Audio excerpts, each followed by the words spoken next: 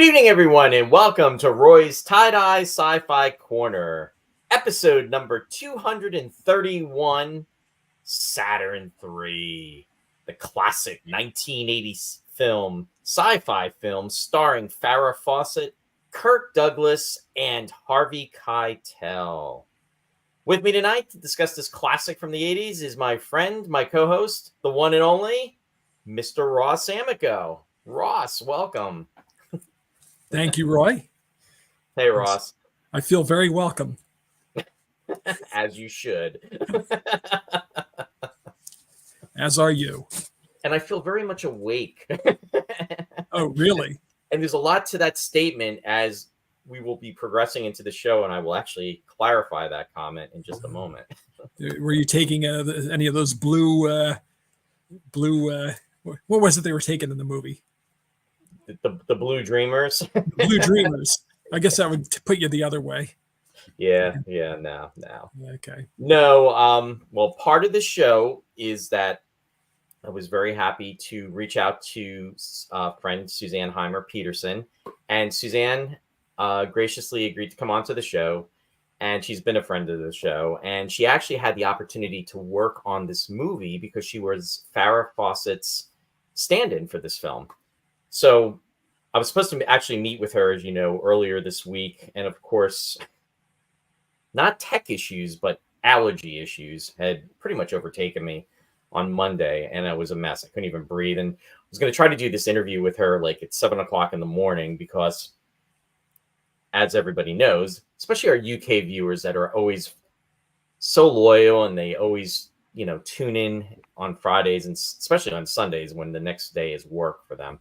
Anyway, there's the 5-hour time differential, and I didn't want to. It would have been a lot for Suzanne to be on now because it's like midnight to do, the show. So anyway, I thought it would be a great opportunity to do the interview with her at 7 in the morning, and of course, at 7 in the morning when I'm not awake or barely awake, and then on top of it, suffering with allergy issues, it just kind of compounded everything. So we weren't able to do it on Monday, but we did it this morning. And I'm like a zombie. I was probably more of a zombie than Harvey Keitel's performance. Oops. But were you dubbed? No, I wasn't dubbed. So anyway, with that said, there goes our viewership. And here come the suits. Sorry, Harvey.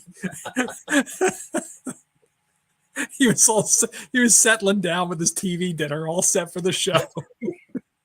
Oh boy, Saturn III. Well, we had to start it off with a smile, right? Anyway, so yeah, what we're going to be doing is we're actually going to be sharing that discussion with Suzanne in a few minutes. But I just wanted to kind of warm up the audience to my zombie-like behavior. So that's what we need. We need a comic to warm up. And send a comic out before we go on to get the audience. Get them revved. Get them revved up. Yeah. Opening. Anyway, that's my my laughter for this evening. You see, I was going to say this morning. Yeah. But anyway, how you doing, Ross? You doing okay? Doing okay. Doing good. Do I need to elaborate? Nah, I won't put you through that. Although a busy day, but I'm doing okay. Yeah. No, I know. Yeah, and if you are a resident or in the Northeast or in New Jersey, it's been kind of interesting weather. We've actually had summer-like conditions, and then we kind of went back to fall. I won't even say spring today. It was more fall-like than spring-like. But yeah, here we are. Here we are. So anyway, what's that, Ross? Ready or not? Here we are. Yeah. So I want to welcome our viewers that are out there. I want to say hi to Christian. Christian is joining us from Canada. Welcome, Christian. No, we did not discuss Saturn III. I guess you're having Deja Hector on that one. So well, I'm sure we've digressed on Saturn III, but no, we've not discussed it yet. Yeah. No, this is our first time. So yeah. The first of many. It needed more mentioning. Want to say hi to Dennis Chevalier, who's also joining us from Canada. Welcome, Dennis. Great to see you out there. Pete Faltz is in the house. All hail and well met. And Saturn 2, that's right. hey, and Scott's out there. Scott, thanks for joining. Appreciate it. Great to see you out there. Randy's joining us. Sorry I'm late a few minutes. I'm wondering a 24 Space 99 Rules of Luton Marathon Murders. Oh, boy. Good to see you out there, too, Randy. And Randy also is joining us from Wisconsin. And Pete is saying, now, if I only can find my old 1970s Farrah poster. Yeah. Are you talking about the one that she had the red swimsuit? Yeah. Roy knows. It's taped right up over his laptop. Except you're not on a laptop. You've got that big screen there in your room. Well, you're right on both counts, Ross. I'm actually looking into the laptop as we speak. Okay, so the Farrah's over the laptop. That's what it is. But the other screen is to my right, so there you go. Yeah, and that's Sonny Bono. That's Sonny Bono. There you go. Hey, and Lou's joining us from Rhode Island. Welcome, Mark Lou. Mark Spitz is on that side. And I thought I was on a roll tonight. Yeah. Pete saying, does anyone else remember seeing Farrah in her guest spot on The Partridge Family? I don't remember that, Pete, but I did know that she was in that, though. I recall that. I do remember her on I Dream of Jeannie, though. I don't know if you remember that. No. Brennan is saying something is wrong on Saturn 3. Good evening. I'm gonna take a drink here. Yeah. Let's see. And he's saying HK was disturbing in this one. Yeah, he Harvey was. Keitel. Yeah, not like usual. No. Yeah, there you go. Roy Doitrice. Yes. So Roy Doitrice was in this. Well, he was in this movie through the audio portion of it anyway. Lou's commenting, Harvey threatened to hit me over the head with my own camera on his set one time. Oh, my God. I could totally see that. All right. Now I don't feel bad for the disclaimer I gave at the beginning of the movie or the beginning of the episode. How many inventive ways they use the F word as he said it? How many compounds? Yeah. James, hey, welcome, James. James is joining us from Australia. Welcome. Harvey. And Don Bethman is out there. Don, welcome. He's joining us from Delaware. And Brendan is joining us from Massachusetts. You did do Outland, though. Yeah, this is true. Jeff Rubel is joining us from Utah. Welcome, Jeff. Great to see you out there as well.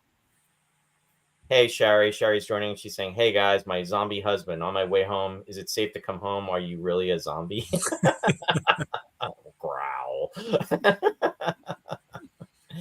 Hey, and Mike is out there joining us from Canada. Hey there.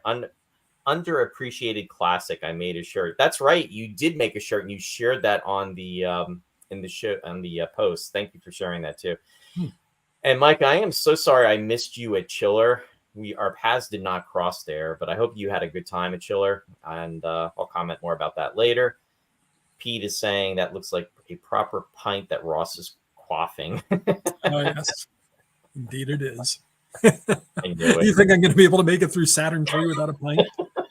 At least. Randy saying, as a kid, I was very pleased to see Farrah drop the towel. Yeah, I forgot about that, actually. That was a moment. Yeah, Christian, what? You didn't forget, or was... No, I didn't forget. Okay, there you go. I didn't forget anything about this movie, but I most especially didn't forget that. Yeah. Christian said yes a few times as Major Healy's girlfriend and also William Smith's girlfriend. That's right. Oh, yeah. Okay. And Scott said, on the other hand, I'd love to build a model of the Keitel bot. On the other, I'm not entirely sure I'd be comfortable displaying it. There we go. Anyway, want to welcome everybody. Thanks for joining us. Thank you for your patience. And yeah, it's great to see everybody. And yeah, we felt it was, well, I felt I wanted to delve into this movie. And actually, I pitched this film to Ross as our kickoff for the 5th season. And he struck me in a better direction with his choice of Excalibur. Ross pulled out the sword and said, I said, I'm all right with doing Saturn 3 the second week, but I didn't want to start the season with Saturn 3. Come on, this would have been our Spock's Brain episode. Come on. Yeah, this is more the 3rd season of Trek. This would have been our, you know. This is more on a level of Meteor or Star Crash. Yeah. Well, there you go. I mean, with Excalibur, we could have, you know, pretty much rejuvenated ourselves, as did Star Trek with the Paradise Syndrome or the Enterprise incident. Although others would not say the Paradise Syndrome, I should say the Enterprise incident. But anyway, all roads lead to Star Trek. I get it. Yeah, you get it. You know what I'm talking about. We'll come up with something else for next time Yeah, there you go. to bounce back from Saturn 3. Ross was in his element with the soundtrack to Excalibur. Yes. There you go. Indeed he was. Indeed he was. Yeah. So anyway, Ross, did you see this movie in the theater when it came out?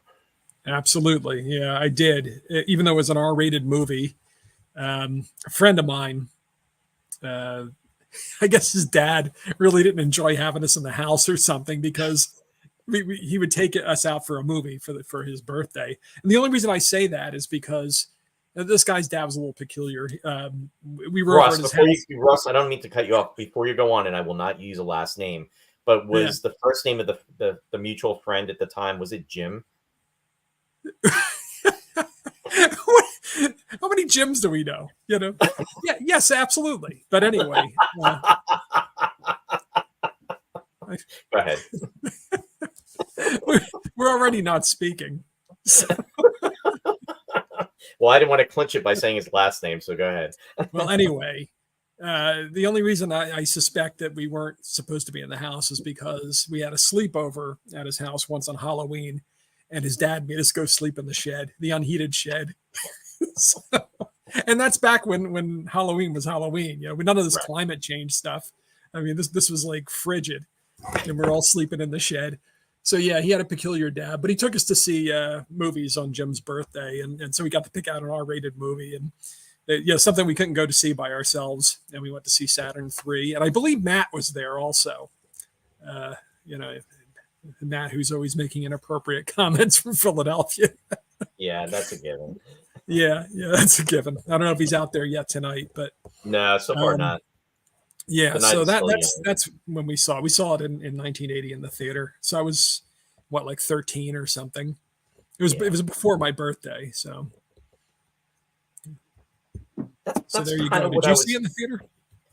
Yes, and I saw this with Joe. And how'd you get in? Were you with Joe's mom or something, or did you get past a lenient usher, because the person on the box office there can be ruthless. Oh yeah, definitely. I'm not sure if this was at the East and Eric, or if this was at we saw it at 25th Street. Oh, okay. So yeah, it was at the Budco. It was the Budco. Okay. Yeah. Probably we saw it with Joe's mom. I'm assuming, or she got us in. I don't remember what movie we had a problem getting into, and somehow she had a vouch for us. And I for all I can remember, it could be this movie. And I did talk to Joe earlier in the week, and I should have asked him that, but it escaped me. In fact, I was working on the slides for this when we spoke. For the historical record. Yeah. You know, our greatest triumph, and I don't know if I mentioned it on the show before, was getting into Parasite in 3D. Really? Yeah, because we had that person on the box office, and we had like 14 people. You know, it's one of these things where we got a huge mob of people to go see this movie, and she just wouldn't let us in. And who should come walking across the parking lot but my great aunt? So we got my great aunt to buy tickets for everybody. We all gave her the money and stuff. And the person on the box office was totally, all right, well, you're responsible for them. So, but she went next door to see the movie with Jack Lemmon. What was it called? I know what it is too. Oh, it was 1980. Was Parasite 1980? I can't remember. I think Parasite might have been a little later, but I'm not sure. No, maybe Parasite may have been like maybe 84. I'm guessing. I know what the movie is. Yeah, but it was a drama with Jack Lemmon, and I can't remember who was in. But anyway, that's how we got in. And yeah, we weren't totally well behaved, but that was the movie to not be well behaved in. Well, there you go. Yeah, everybody was really fascinated by that digression. I'm sure they were. It was riveting. It was riveting. Yeah. I'm still curious when that film came out, because I'm really curious what year it was. Oh, okay. Parasite came out in 1982. Was it the Postman only rings once or twice or something like that? That's Jack Lemmon. Or not Jack Lemmon, Jack Nicholson. I'm sorry. That was the remake with Jack Nicholson and Jessica Lange. It might have been Missing. It was Missing with Jack Lemmon. Oh, Jack Lemmon. I'm sorry, Ross. Okay. What did I say? Did I say Jack Lemmon or Jack Nichols? Give I me thought another you one of said these pints. And actually, Well, Brennan just said missing. So there you go. missing it was indeed. And Thanks, so we Brennan. were next door in Parasite. But I mean, this is just to paint the to fill in the atmosphere of what it was like to go to the Budco and how anti underage R-rated movie viewing the one usher, everybody else would let you in, but when she was on, nobody got into those When movies. she was on, you were off. You were off. I know. I tried to go see First Blood. My parents said, "Oh, go see it. It's great." So they dropped me off, and she wouldn't let me in. No, I went to see R-rated movies there all the time. Yeah. She was a hard she ass. was working. She was really. It was. Yeah. She was, and she was not a nice person either. So. Well. Anyway. Maybe her dog loved her. Maybe she was kind to her. Maybe. To animals or something. On that note, I want to say hi to May. May is joining us from Calgary, Alberta. Welcome, May. Good to see you out there as well. And backtracking a little bit on the comments, Pete said Ross was in his element of the soundtrack to Excalibur. Yeah. He also said the only movie I could sneak into as a kid was The Awful Caligula. Caligula. Oh my God. It was the same theater. Yeah. Oh man, that movie. I didn't see it in the theater. I remember when it was out, it was such a big deal. But I did eventually see it on video, and I just wished I hadn't watched it. It's just horrible. Oh, I'm sorry, May. Edmonton, Alberta. My apologies. Edmonton. All right. I saw May in Calgary. That's what I meant to say. Alberta. So, and that was last year at the convention. Christian commented, Ross, I remember I went to see a double bill of Bilitis and Madame Claude, or maybe The Story of O, around 1977. I was maybe 15, but that was in Montreal. Yeah, there you go. The story of O, wasn't the actress that was in the James Bond movie in that? I can't think of her name. I never saw it, but yeah. I didn't see the movie, but I remember, I think she was the sacrificial Bond girl in that film. And I can't think of what her name is. She was a French actress, right? Yeah, and yeah, he's saying yes. Okay. Pete's saying he remembers the story of O. I remember the book, but I didn't read that either. What did it say about R-rated movies? No R-rated movie. Wait a minute, sorry. No R-rated movies for me at the time. For me at that time. Sorry, yeah, but you have to remember, my dad took me to see a Mega Man in the drive-in. There you go. Yeah. Yes. Thank you, Christian. Corinne Clary. Yep. Okay. Corinne Clary. My bad. Okay. Yeah, she was in that film. So there you go. There you go. So yeah, there was a lot of build up in regards to Ross is laughing at my dramatic pause there. There was a lot of build up in regard to this discussion. Yeah. Yeah. Well, will we get to the movie tonight? I don't know. I don't know either.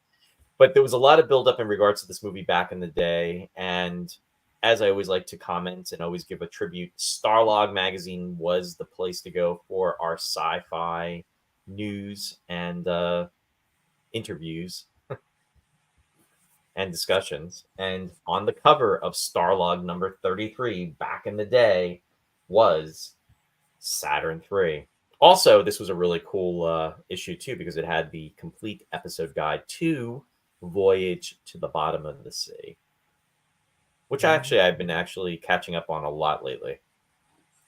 And I definitely want to revisit Voyage to the Bottom of the Sea, the series. I think Ross and I will do that sometime in the near future.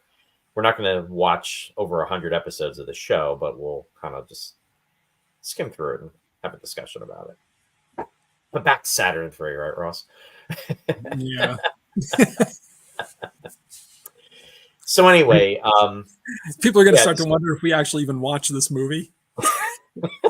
This is going to be the greatest prank. Just keep everybody on for an hour and a half and never say a thing about the movie.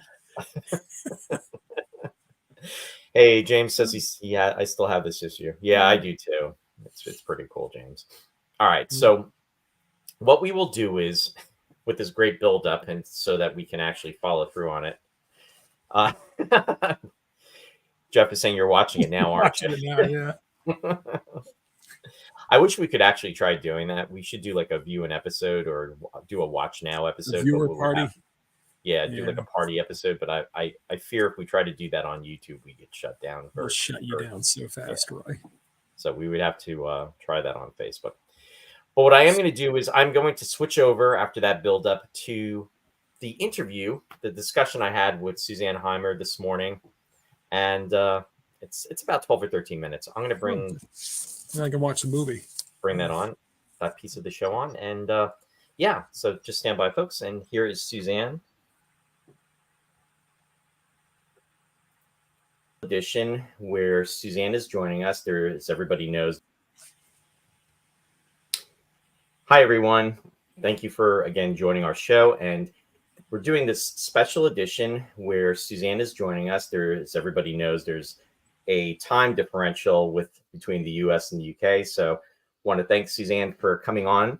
And with no further ado, I want to welcome Suzanne Heimer to the show. Suzanne, hi. Hello. How are you today? Good. I'm good, Roy. Thank you. So right now it is about 7:40 in the U.S. and it's 12:40 in the U.K. Right. And it is Friday too. So this is actually working out. So we're doing this a few hours earlier, which is great. But again, it's always... I couldn't do it at midnight. No, I know. It's kind of late. But I want to welcome you to the show as always. And thanks for coming on. Much appreciated. So anyway, tonight's show is going to be about the 1980 film Saturn III.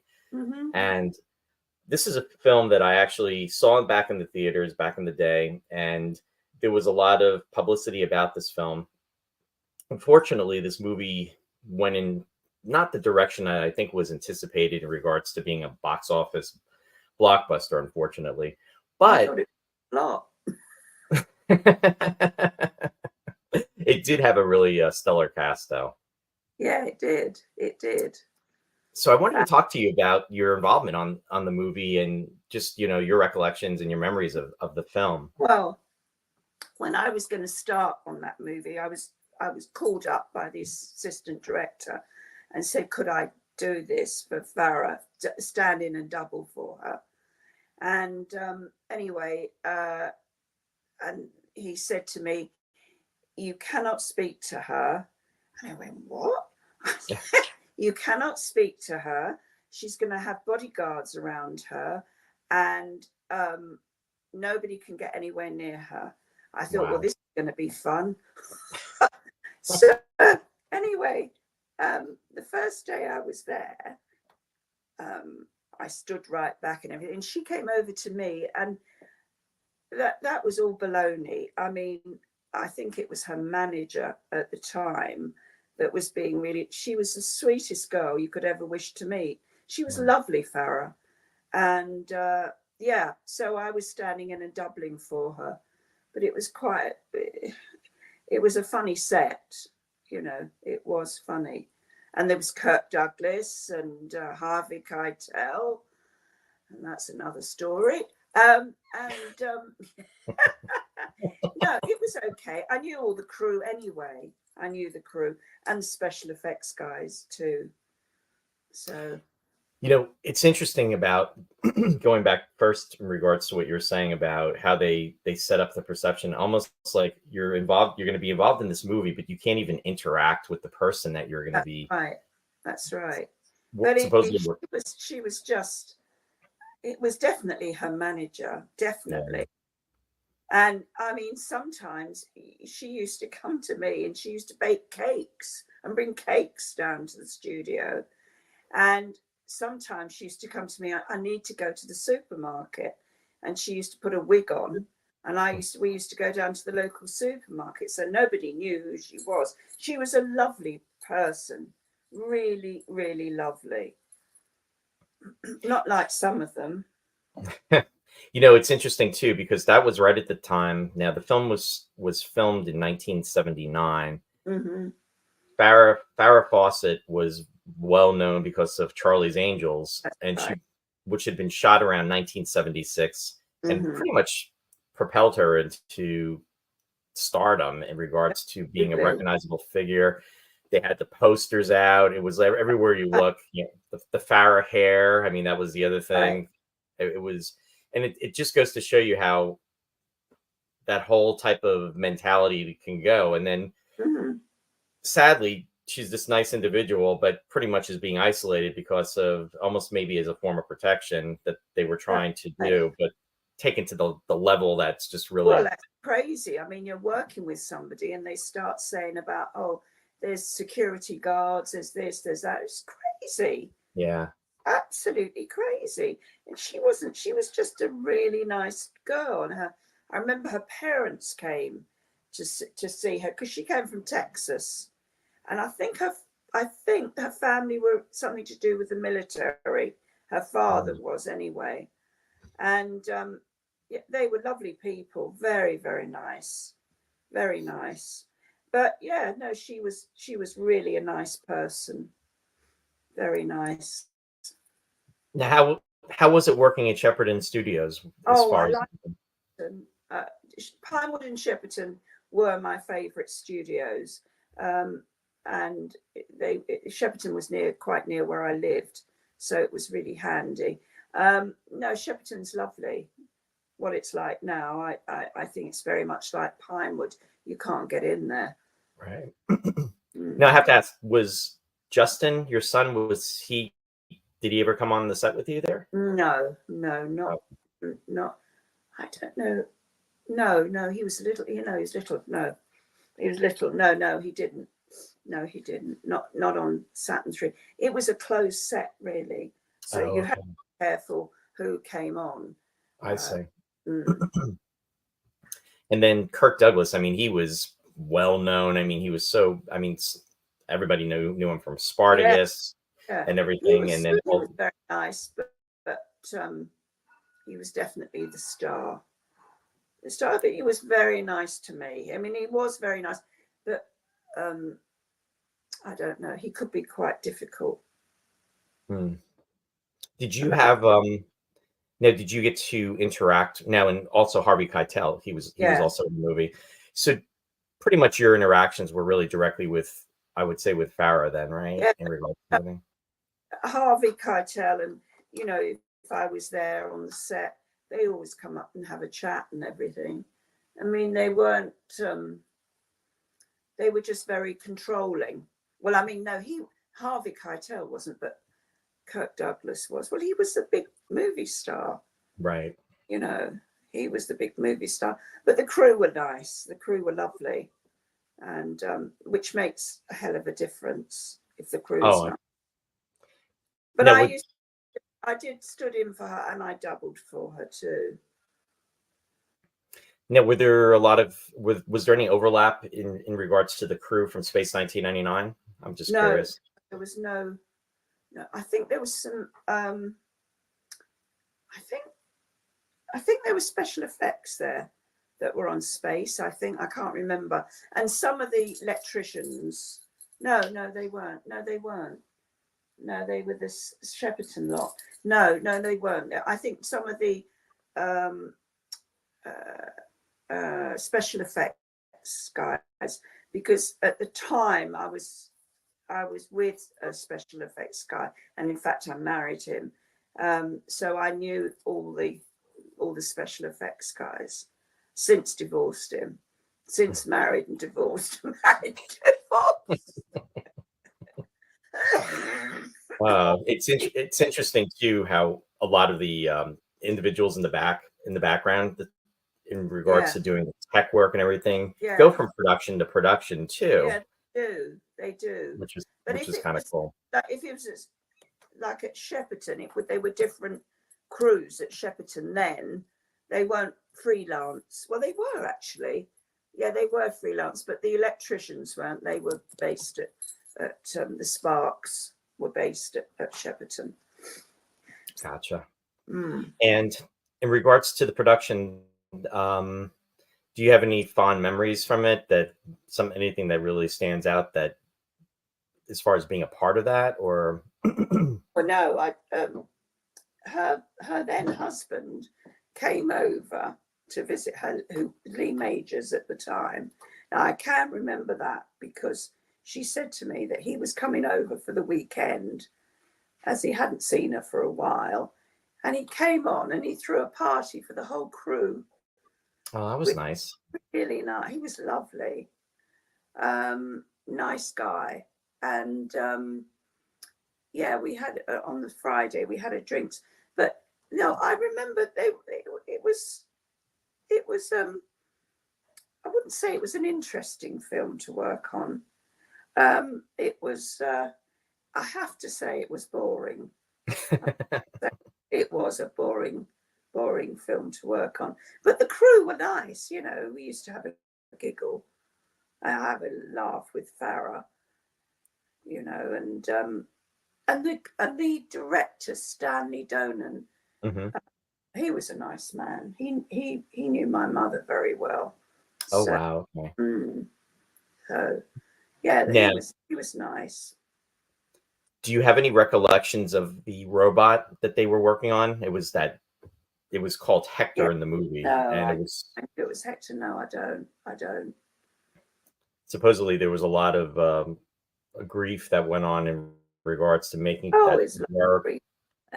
There's a lot of grief anyway. There was a lot of grief. There was a lot of friction. There was a lot of friction. I know that. Not with me, but with, you know, with the behind the scenes and the director and the producer, and yeah, there was quite a lot of friction. Yeah, because originally John Barry. Oh, I'm sorry. Go ahead. No, go ahead, Roy. Sorry. No, that's okay. I was going to say John Barry originally was slated to be the director. Yeah. And then Stanley Donen actually wound up taking over because of what was happening kind of behind the scenes. Yeah. And I must tell you this bit of scandal. You might be interested in this, but one of the second directors, I think he was second or he was third, horrible guy. He cheek to stalk Farrah, go up to her house where she was staying. Oh, geez. Her out. Anyway, he was fired. Wow. Yeah, the cheek of it. But he wasn't a nice guy anyway. But the cheek of it. But that was another drama.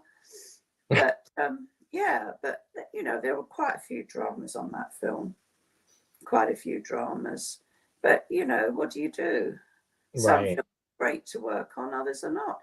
I mean, I thought it was a really boring film. I really did. I mean, the sets were boring for me. It was, but no. Apart from that, it was all right. The crew were lovely. And in fact, in the end, I was quite friendly with her manager, who I think has died. I think he died a couple of years ago. He had a stick. He walked with a cane. He was quite well known, Roy, and I can't think of his name. You get to my age and you forget people's names. I can't think of his name, but I think he died a few years ago. I'll have to check on that, and I'll actually reference that later on in the show then. Yeah, look it up and see. But no, it wasn't a box office success, unfortunately. Yeah. But anyway, I want to thank you for coming on just to share some recollections about the film. Not at all. I'm glad that I couldn't have done it live, Roy, but I hope you enjoy your program tonight. Enjoy. And I'll see you soon. Take care. Yep. You too, Suzanne. Thank you so much. Bye. Bye. Bye-bye.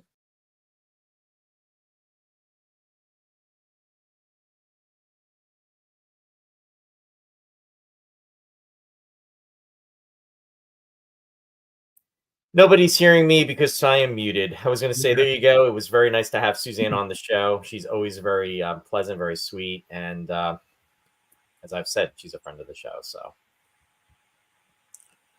I want more dirt.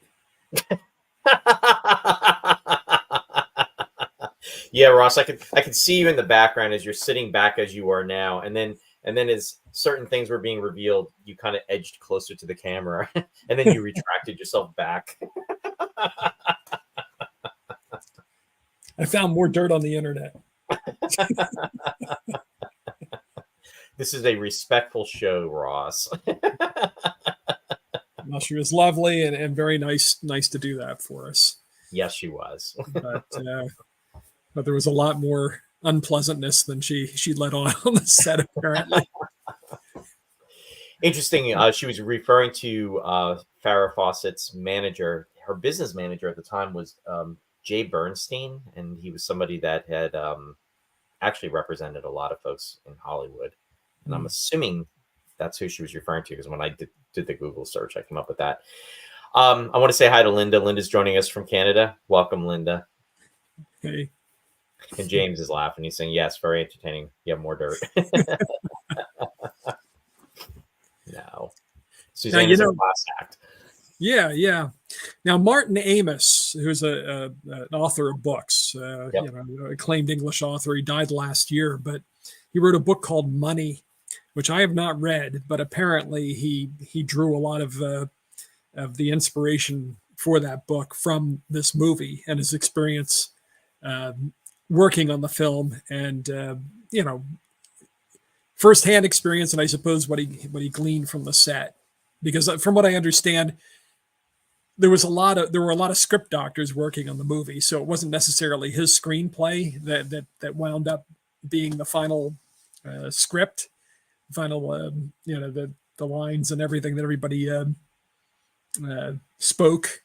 But anyway, yeah. So you read between the lines, and I think there's a lot in there about Kirk Douglas and about the director, Stanley Donen, and all kinds of stuff that went on there. I mean, Douglas, I love Kirk Douglas, but I would not have wanted to have known him as a person, I don't think. Well, it's interesting what you're saying about Kirk Douglas, because Kirk Douglas, from what I have read, it was very outspoken about himself that he was a very difficult individual to deal with, and there was some kind of writing too. I guess Burt Lancaster had commented and basically seconded when he was referring to Kirk Douglas's statement about Kirk Douglas. He pretty much agreed, and I guess part of it, from my understanding, is Kirk Douglas had, growing up, he really had a rough childhood. His dad was brutal, and it contributed to a lot of the anger and the feelings that he had, and caused him to be very aggressive in taking on roles and his profession, because he pretty much grew up in poverty, from my understanding. So they say when individuals go through situations like that, you either go one way or the other, and evidently, he went in the way of being very aggressive. So he was very driven. And, never had any shortage of ego, and he loved to show off his physical fitness. So I was cracking up in all the times in the movie they have him running or doing whatever, because there's a movie he made after this called Tough Guys with Burt Lancaster. They were friends or frenemies, they were always kind of in movies together, but also in competition, rivals. But in the beginning of Tough Guys, he's in this jail cell. He's there doing chin-ups and push-ups and one-handed push-ups. He was like Jack Palance, Jack Palance, yeah. He always has to show his masculinity, Kirk. And I guess that was, according to Martin Amis, that really was an issue with this movie. Like, Kirk was like totally dead set on being naked in this movie. That's something that I was reading, and I can't recall who was commenting about that, but it's actors that are in their late, I'll say their later years. It's like they always want to be naked. They want to show themselves off. Let me tell you something. If I had the opportunity to act in a movie and to be naked, it ain't happening.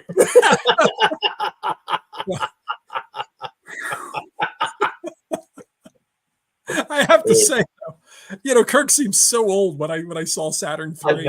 I know. He's like 4 years older than we are now, Ross. Yeah. He was like in his 60s, like 63 or something. 62, yeah. 62. So, he's like 4 years older. But I have to say, I feel a lot better about my body. I don't care how good a shape Kirk Douglas is in. I think I have much better skin than Kirk Douglas does, healthier color.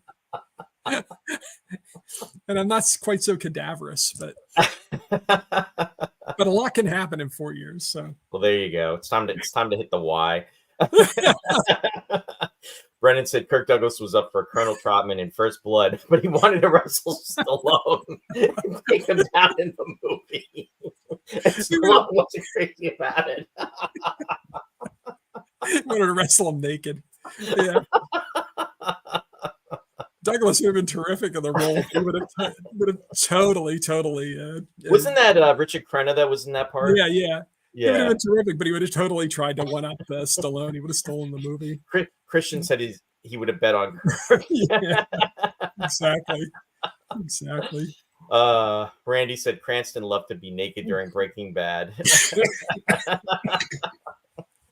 Yeah. Linda said, Roy, you party pooper. Oh, boy. Yeah. But, so Douglas was a piece of work in this movie, and Farrah was half his age. And apparently it wasn't just something that they hired Kirk Douglas and because he was a name and he was twice her age. They always had an older person in mind, an older guy in mind to be with her. But God, twice her age. I know, right? Because she was only like 32. You know, it's crazy. I was thinking about that because she's like, Ryan's going to be 31 in September. So I'm thinking, oh my God, it's like literally the same age. Yeah. Linda wrote, oh my God, you guys, I'm trying to put her, wait a minute. I'm trying to put her while I listen, but I can't get anything done because of my uproarious laughter.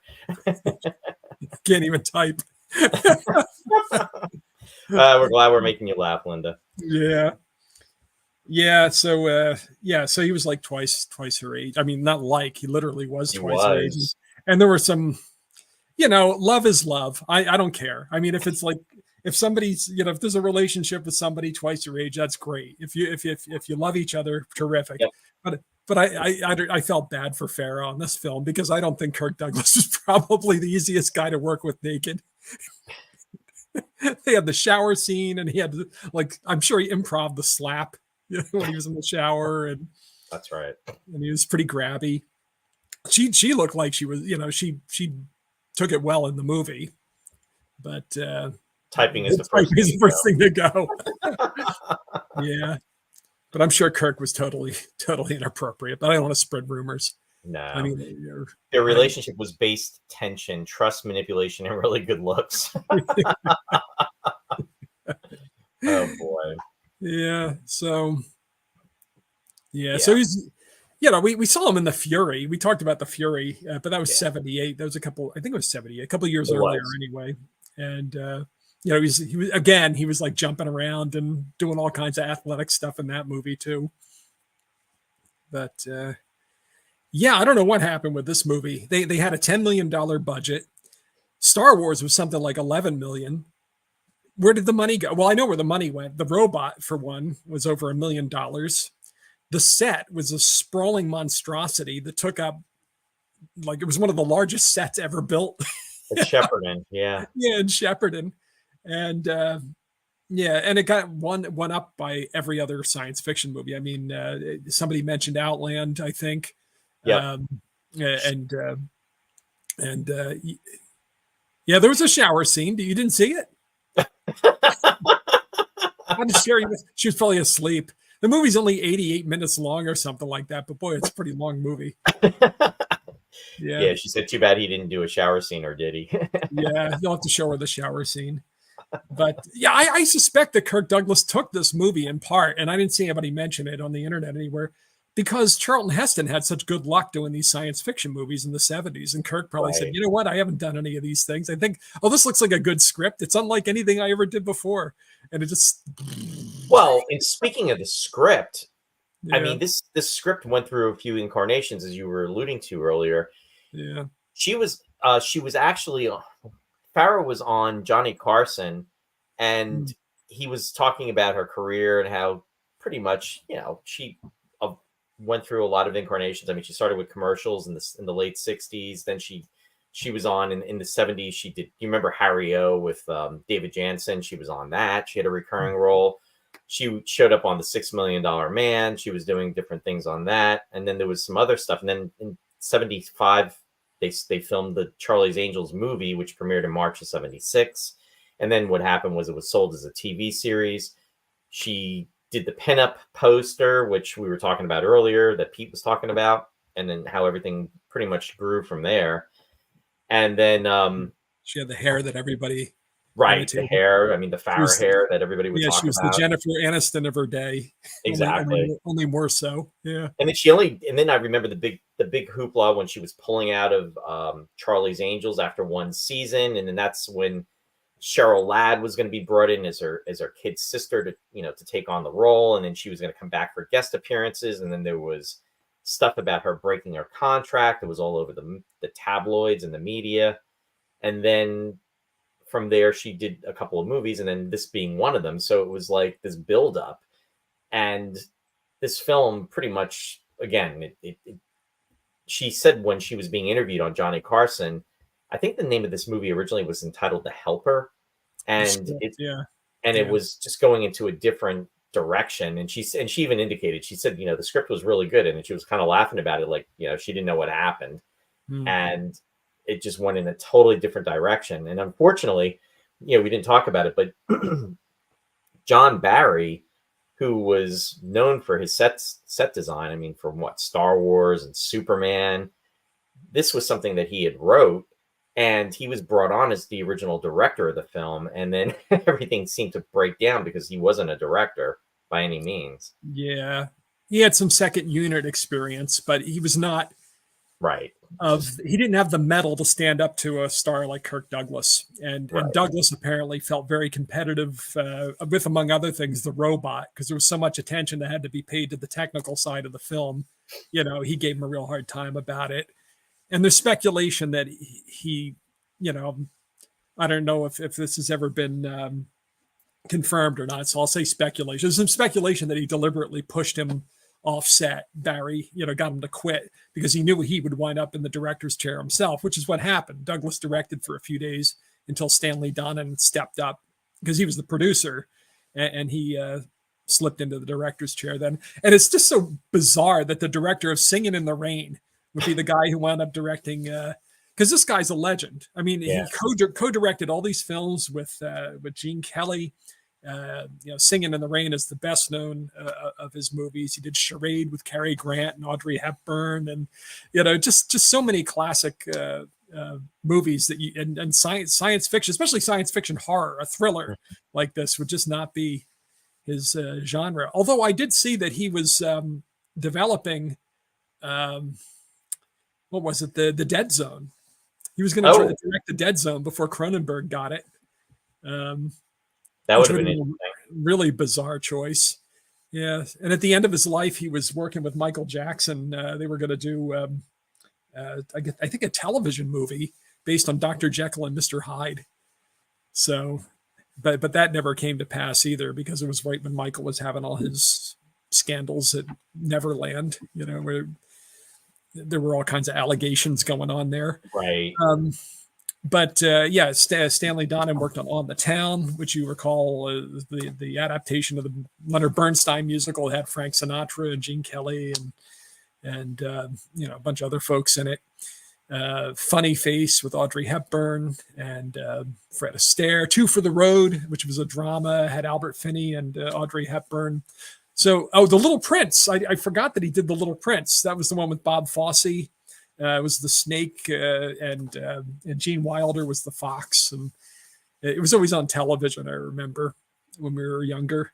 And he was at work on Movie at the time that he got the script for this, which was the kind of comic homage to the older double bills from the 30s and 40s. There was a lot of nostalgia in the 70s for the classic movies. And I think they were it was around the time that Mel Brooks was doing silent movie. Sure. He did movie with George C. Scott and Trish Van Devere. And I think Harry Hamlin was in it too. A bunch of folks. Harry Hamlin. Oh my goodness, there's a name from Yeah. the past. Well, and again, the 1930s would have only been 40 years previous, right? And so Yeah. it's that time frame. But you remember, I mean, Marx Brothers were still big. The Universal Monsters were still big. Peter Bogdanovich directed, all these things that were throwbacks, like Paper Moon and What's Up, Doc, and they were like throwbacks to the movies of that era.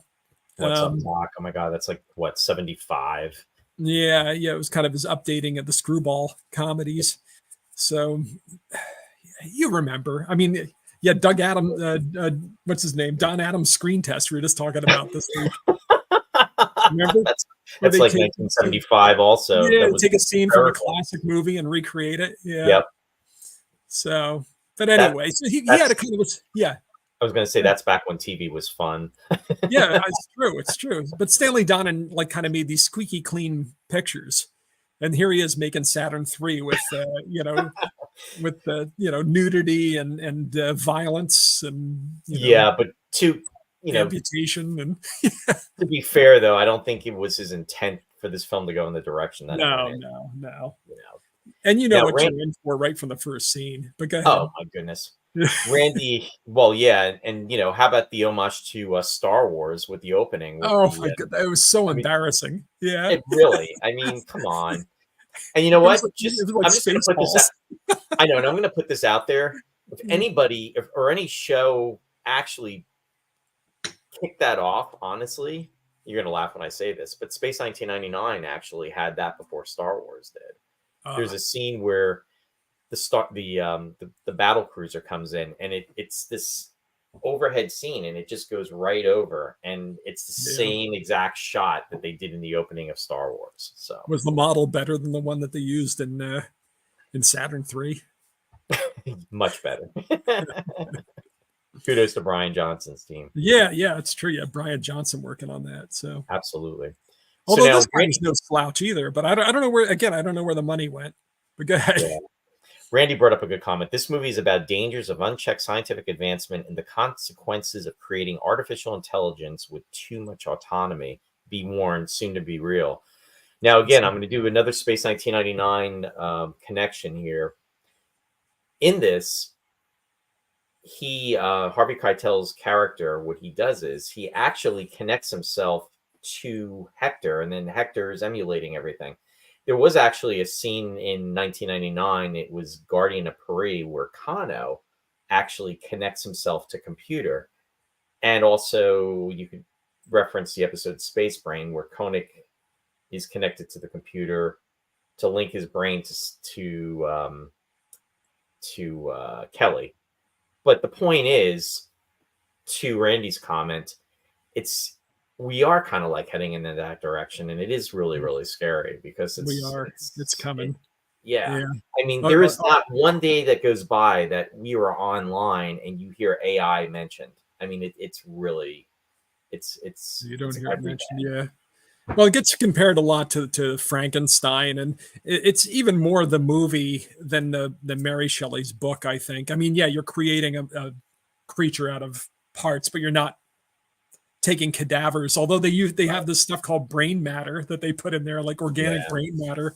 But in the sense in the movie Frankenstein, the James Whale movie, you recall they have to take, he sends him to the lab to get the brain for the monster, for the intelligent guy, to give him the intelligence, but he drops the brain, as you know from Young Frankenstein, same thing.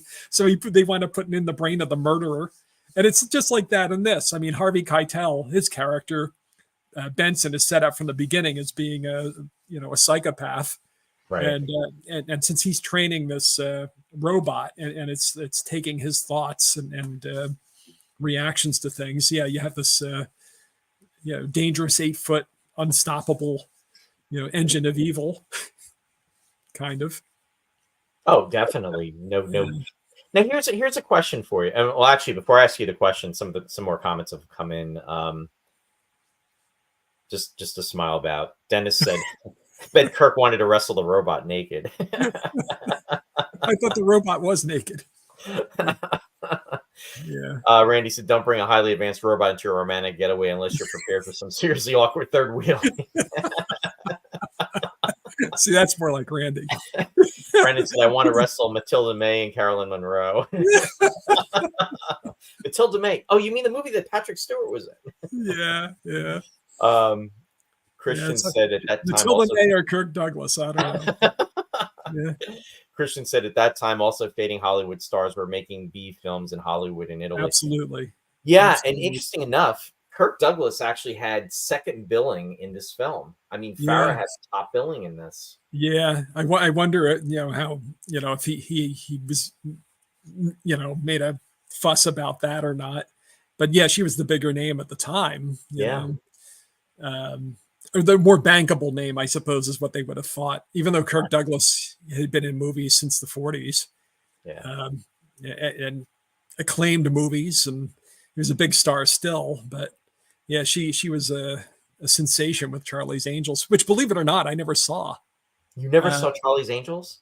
I may have seen 5 minutes of it now and again, but it was on a Wednesday night, wasn't it? Yep. It was one of these things. We had one television set, and there were certain nights I just couldn't get near the TV. And Charlie's Angels, even though it was a night that my stepfather wasn't watching sports on that night, it was. I think my mom nixed it for some reason. I don't know why. Everybody else got to watch Charlie's Angels, but I didn't.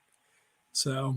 I remember the big buildup, like I was saying about for the second season. I remember we were visiting my grandparents and down in Florida, and there was I don't know if it was a magazine or whatever, but they were talking about how Cheryl Ladd was going to be coming on because it was in '77 and it was going to be the new season, and all the everything about Farrah wasn't coming back, or if she was going to be back, it would be just for a handful of episodes. And I think Cheryl Ladd was like 25 years old at the time, and I was thinking, oh my God, she's 25. You know what I mean? And what was I in '77? I was like, you and I, we were 11, and all that build up, and to think that was like 47 years ago, it's kind of crazy. Yeah. And then she also did what was it? Cheryl Ladd, that they were talking about different things that she did, and she was, I think, Melody, if you remember Josie and the Pussycats. Oh, really? Okay. She did the voice of Melody. Yeah. Okay. Yeah, she was in a few things. Cheryl Stoppenheimer or it was. She changed her name. I mean, okay. She was married to what was it? Alan Ladd's son. Oh, well. Yeah. There you a go. lot of people do change their names. Yeah. Right. I remember she was married to Alan Ladd Jr. Yeah. Alan Ladd Jr. Yeah. Yeah. Yes. So he was the guy that was the Ladd Company. Yeah. Who did Alien and Blade Runner and Star Wars? Wasn't he involved? Was that a Ladd? Yeah, I think it wasn't a Ladd Company thing, but he was a 20th Century Fox. I think you're right when that was greenlit. So there's the Star Wars connection there, right there, which is kind of crazy. His dad, of course, being Alan Ladd, who was also a huge star in the 40s. But, which seemed like such a long time ago then. Yeah. I mean, we were just like 11, 12 years old, What I mean? But it's just...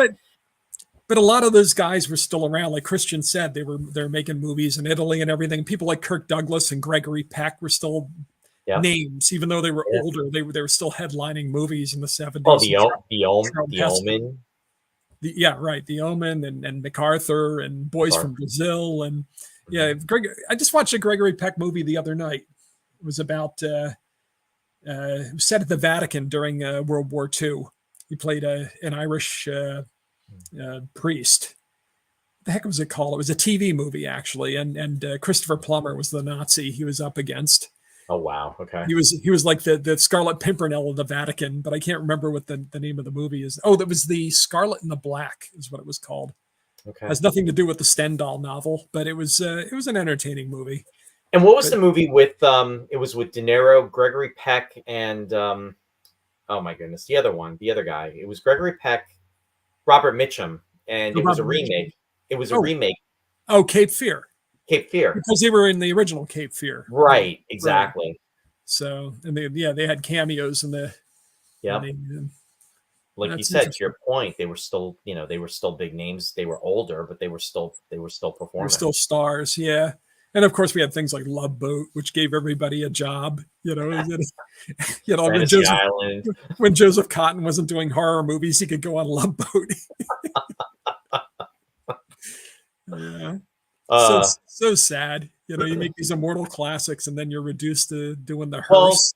Yeah. This just reaffirms, and unfortunately it's so true, and it is sad on some levels. It's like everything has its time, and you're experiencing it, or they're experiencing it, or we're experiencing it right now, Ross. We're in our prime right here, right?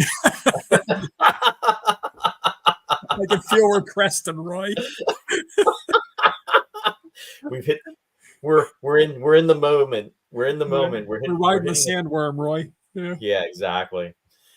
But what happens is, you kind of go into the next level, and it's, upward and onward. James commented, yes, War Games. Apparently George Lucas was inspired from Space 1999. And that's in reference to that one scene we were talking about with the Star Destroyer. Jeff Rubel commented, I remember seeing like 2 minutes of this on TV once. All I remember was a scene with Douglas and Hector on the Saturn III surface, and he tells Hector to stay here and rot. Memorable. Yeah. Not the most memorable scene in the movie. It's the most memorable line when Douglas was wearing clothes. Yeah. Randy said, next time you plan a getaway, maybe leave the AI at home. Yeah. Yeah. And Linda said she got top billing. I would have loved to have been a fly on Kirk's wall. Oh my goodness. Ooh. And then it said Farrah drove the worst generation of Mustang. The Mustang 2 Cobra Oil Crunch killed it. Yeah. I have to say Farrah improved as an actress. Let's see. What did it say there? Oh, I'll come back to that. To your point, yes, she did. I mean, do you remember The Burning Bed in 1984? She got a lot of acclaim for that, but I never saw it. Yeah. I did see her years later, though. There's a film called The Apostle with Robert Duvall. I believe he also directed it. But late she played 90s, I think. What's that? That was in the late 90s, wasn't it? Yes, it was. And she played his ex-wife in the movie, and she was very good. And I thought, oh, Farrah, I didn't know you had it in you. But in this, she's, you could see she's really still a novice when it came to film acting. Well, I think that was part of why when she did The Burning Bed, she did, what was that other movie? Extremities, I think. Was that what it was called? Okay. I think she was given a lot of acclaim for those performances, and it really kind of put her into a different level where I think she was really starting to be taken more seriously, and her acting abilities, were really starting to shine then too at that point. And this is kind of, she was a sex symbol. Truth be told, that's what she really was. And she was gorgeous, and she, we grew up with her and everything. And no, I did not have that poster. I actually, the poster I had was with Bo Derek, which I've talked about on this show. Oh, did you really? Wow. I had that. I had Bo Derek on the beach with her legs crossed in that see-through. I can't handle the truth, Roy.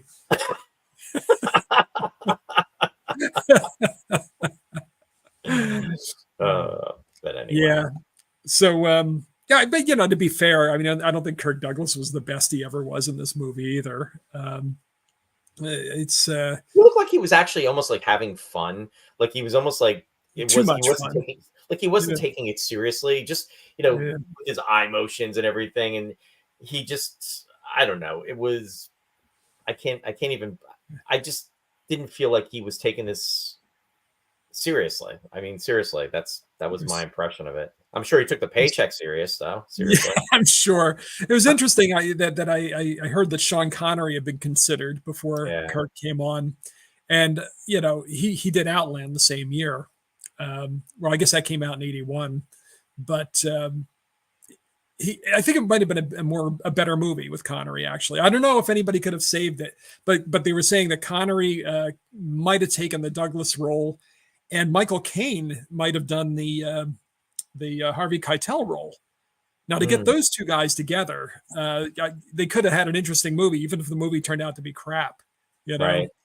But we'll never know. I think Kirk was just a little. I don't want to be ageist, but he might have been a little too old for the part. He's certainly too old for Farrah Fawcett. like I think said, he was. I don't think he was too old for the part, but I think he was too old for Farrah. I think that was Yeah. the issue. I think if it had been a, it's the direction. It was the direct. There was something about it. I can't put my finger on it, but there was something that's totally off with this movie. and I Nothing want fits to go to together Brennan's comment, and then I've right. got a question. I have a question I want to ask you, but let's go to Brennan's comment Yeah. first. Brennan said the idea of our minds being linked to AI after our death, posthuman. I can't pronounce that. Posthumanism. Thank you. Yeah. Is a huge idea of a lot of modern science fiction literature, especially Lane M. Banks' Culture series, where the society is run by such high-powered post-human AI constructs. Mhm. Whoa, good point. Like it'd be like a RoboCop or something. Exactly, which no desire.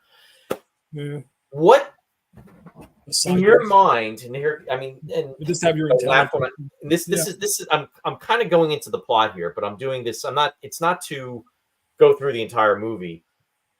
What was the purpose of Benson, Harvey Keitel, going to the Saturn III, in your opinion? I'm just curious what your take on that was. The official. Well, I know Business why. or why I know what he the got- mission was, because he actually, and Yeah. again, spoil. Just I don't. I'll just put this out there. We should actually just post this on spoilers, folks. As everybody knows, we've been doing this show for 4 years. So if you haven't seen the movie and you want to tune out, go ahead. But You can't spoil this movie. well, there you go. Anyway, It's already rancid. but in regards to that, he takes the place of another astronaut, the captain that's Yeah. scheduled to go to there, and he takes his position and he brings Hector and does what he does. I know what the captain's supposed mission was supposed to be, but what do you think was the intent of Harvey Keitel's character? What his motivation was? Sure, yeah, motivation. It's really unclear to me because he's unfit for the mission. You find out from the beginning, Right. and he kills the other guy. Yep. Most spectacularly and unrealistically, but certainly memorably. and yeah, he shows up there. He doesn't know that I don't think he knows that that Alex is there, that Farrah's there. But as soon as he lays eyes on her, then there's the the tension and the conflict because that he wants her, right? But she's with Kirk, with Adam, the first man. Adam and Eve. Yeah, Adam and Alex. Yeah, but I have no idea why. I don't know if it's explained why he decided to go there. But conveniently, of course, they're on on Titan, the third moon of Saturn, which immediately goes into eclipse behind the planet, so that they can't communicate with anybody, off the moon. So automatically, you've got the claustrophobia of being trapped on this. In these close quarters, even though the set sprawled on forever, it was a very claustrophobic set with the psychopath and the killer robot. But it never really ramped up the tension like it should have. Right. I felt. Yeah. It really. I remember wondering about that then, and then rewatching this movie almost like 40 years later. The same notion came to me. It's like, what is the motivation? What is the purpose? Yeah, and he was so unemotive, and well, I mean, he has no empathy and no real emotion that you see. Harvey Keitel, just we know that he killed somebody. Well, we saw it at the beginning, but the robot reads that also. Remember, he keeps trying to blank out the memory in the robot, right? But the robot keeps recalling it. And of course, the robot does his share of nasty things during the movie. Well, and then it comes through that the robot has a thing for Farrah's character, but that I think may have been a direct. I think that may have been because of the link that Harvey Keitel's character did with the robot. Absolutely. It just kind of filtered through. But at what point? Since it has that organic brain matter in there, at what point is it just a machine, and at what point does it become a separate entity? Right? Because it's now thinking on its own, and even though it has Harvey's input, And this is the aspect of the film that could have been made interesting. And had they decided to go more in that direction with it, they touch upon it, but then they kind of leave it be, and then they just go in the direction that it's a mad robot, and it's essentially just trying to take them down, and that they have to destroy it. But there's a lot of implications, a lot of things that could have really been delved into, and it's kind of interesting now, as Randy has said, as Brennan has stated, we really could have gone in a different direction with this film with those components. But again, it's a 1979, 1980 film that pretty much was, it was almost like Frankenstein, really. And it is, you know what I mean? So they decided not to. It would have been more intellectual, more intelligent. It would have been more, I think, interesting had they decided to go in that direction with it. I think it really could have really lent itself to be a lot more. And I think there would almost be more sympathy towards the robot had they done that, possibly. But that's true. They could go that route. This is the kind of movie they should remake, because they remake a good movie and they louse it up. But this could be a good limited series, and they could really probably, do something with it. And like you say, they could even have like a level of empathy for the robot in there, even if he's a kind of a, he's a menace, but there could be a level of humanity in there also that they because when the robot starts out, I mean, it's pretty generic, but it's just that it's being flooded with Benson, Harvey Keitel's character traits, and that's pretty much what makes it go down the dark paths. And that's what Randy's saying too. He's saying the robot becomes a threat not merely because it gains self-awareness, but because its consciousness is filled by the darker aspects of the killer. I mean, that's all really it knows. Right. And exactly. Yeah. It's like the neglect of Frankenstein, which I guess does go back to the book, because he's created, and then the Frankenstein, not the monster, but the creator Frankenstein, is repulsed by the creature. He can't, right. He can't deal with having created this thing, and he neglects it, and therefore, it has all these bad experiences and suffers and becomes the killing, the murderous creature that he is, although he's not just strictly evil, right. in the book. He's just kind of a product of neglect and I don't know. He gets a bad start. He really does, right from the beginning. It's a bad connection. Hey, I want to say hi to Allie. Frankenstein's well. Yeah. There you go. I want to say hi to Allie. Allie's joining, and it's my former coworker. Hey, Allie, I see you out there. Thanks for joining, and hope you're doing well. And thanks for tuning in. Much appreciated. Yeah, Randy commented. He said, "Yes, this could be a great reboot. Who should play the naked retired astronaut and the sexy girlfriend that drops the towel?" I'll tell you which one I'm playing. Oh boy, that's funny. Ask me no questions and I'll tell you no lies, Ross. Interesting. It just occurred to me, Stanley Donen, the director, that we talked about his earlier, like our intellectual conversation about the stupid movie. Intellectual movie, yeah. Yeah, about Stanley Donen and all the classic films he did. It occurs to me that John Williams did a tribute, at least one tribute to Stanley Donen, maybe several, with Steven Spielberg talking about the films of Stanley Donen. I think they did it in New York, where they did half a concert where it was a Stanley Donen salute and the other half was a salute to Bernard Herrmann or something. But he was that big, you know what I mean? He did so many classic movies. And I realize I'm jumping back in the conversation, but Donen got an honorary award. He never won an Oscar, but he got an honorary Oscar, and I remember it was given to him by Martin Scorsese. Oh, okay. which is interesting because Harvey Keitel, at the point that this movie was out, was most closely associated probably with Martin Scorsese because he Right. was doing those kinds of movies. And of course, he became involved with Quentin Tarantino later, and he kind of became a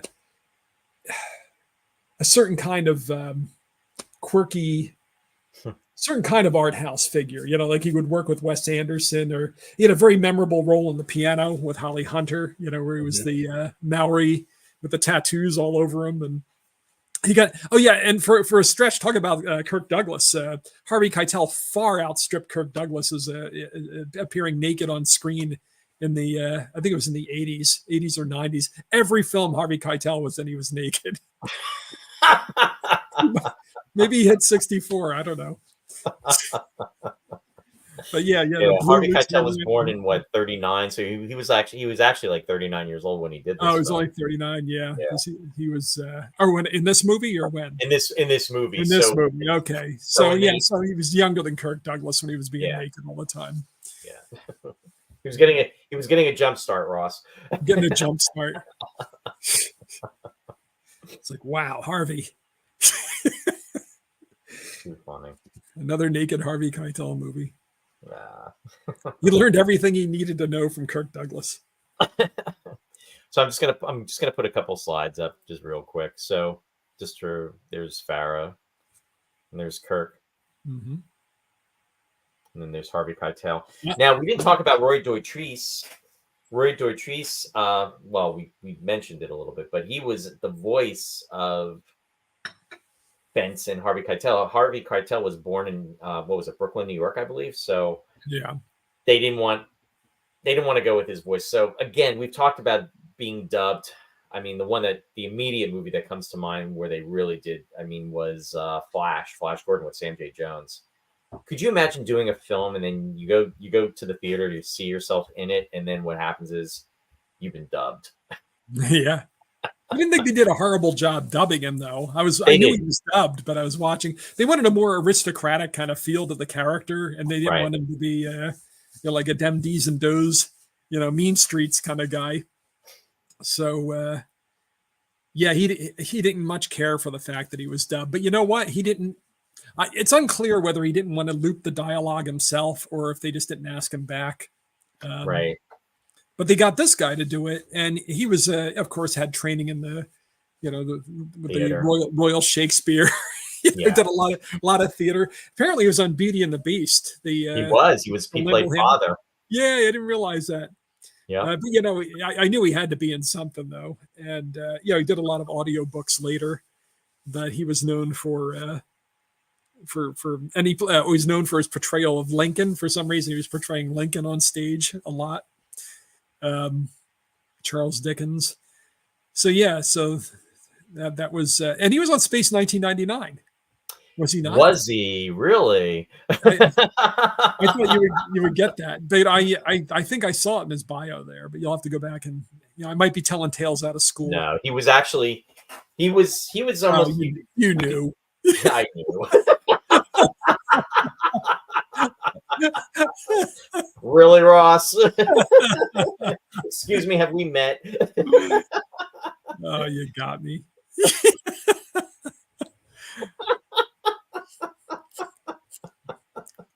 He did 2 episodes in 1999. He was in Breakaway, and he played Commissioner Simmons, and he was almost like the Dr. Smith of Space 1999 in that sense. And he was in the episode with called Earthbound. It was the fifth episode of the first season with Christopher Lee. And what they did was they actually sent him off into space because he thought he was on his way back to Earth, and he pretty much at gunpoint threatened to destroy Alpha unless they let him go back on the ship, because they had room for one person to go into suspended animation. So the computer had to be programmed appropriately, and he pretty much didn't allow them to. So what happened was 2 hours into the journey or 3 hours into the journey, he wakes up and he thinks he's on Earth heading for Earth after 75 years. And it's only like in 3 hours. And he's pretty much stuck in that. And then the irony, the moral of the story is that Koenig had asked for computer to program the best person to go back based on their situation, and he was the one that was picked, but he didn't want to let the computer pick. So if he'd actually done it without hijacking the system, he would have gone back and he would have been okay. But interesting though too, Ross. Now you've heard of it. It's This Is Your Life, obviously, right? Yes.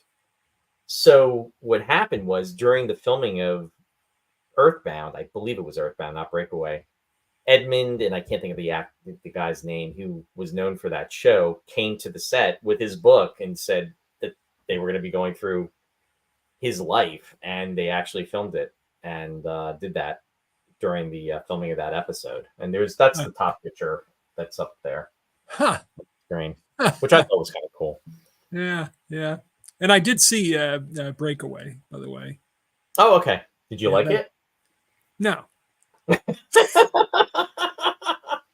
Edmund Andrews. I'm sorry, Edmund Andrews. This Is Your Life. That's the one that always, I can't get past it for some reason. But really, yeah. I'll have to jump in somewhere mid-season. I'll try to watch these things. Yeah. The Breakaway's the first one, right? It is. It's interminable. What? What? I'll try to watch it again sometime. Yeah. We'll watch it. We'll watch but it. I recognized him, when I saw the beard and everything, I remember him in it. Yeah, we'll watch it together. It'll be nice. There we go. Yeah.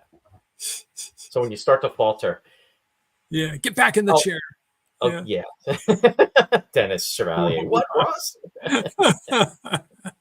Unbeknownst to Ross, all of our viewers are Space 1999. No, I totally know. I totally know. In fact, this is going to be an intervention. Yeah. Suzanne, I really, Suzanne, who was on earlier, Suzanne Heimer, she was Barbara Bain's stand-in for years 1 and 2 throughout the 2 seasons. And she was Farrah's stand-in during the movie. So that was kind of cool. But yeah. So anyway, it really, it's almost like their private little Eden is being rained upon. Absolutely. I think that we're supposed to think of it as an Eden because he is Adam, and even though she's not Eve, they mentioned at some point about their paradise or what have you. Although I can't imagine because it's just kind of hewn out of rock and metal and plastic and what have you. Doesn't look like a terribly paradisal place. But I guess when you're there with Farrah Fawcett, it's pretty good. Yeah, there you go. Oh, by the way, Brendan, it's yes, and all roads lead to UFO. Ed Bishop is the voice. We don't see him, but he is the voice of the pilot that is, I think, what was his name? Harding, that is checking up on them, and they try to communicate towards the end. And then what happens is Hector is imitating their voices, saying that they're okay and that they don't need any supplies. He's essentially going to be like the pilot relief to come down, and pretty much leaves because Hector convinces them that they're okay. So yes, good mention about that, Brennan. Ross is just spooked by the hairstyles in Space 1999. You know it. See, Randy knows me pretty well. There you go. So yeah. Now what about the music, Ross? I mean, we were talking about all these big names. Elmer Bernstein. Elmer Bernstein, the guy who did The Magnificent Seven, the guy who did To Kill a Mockingbird, did The 10 Commandments,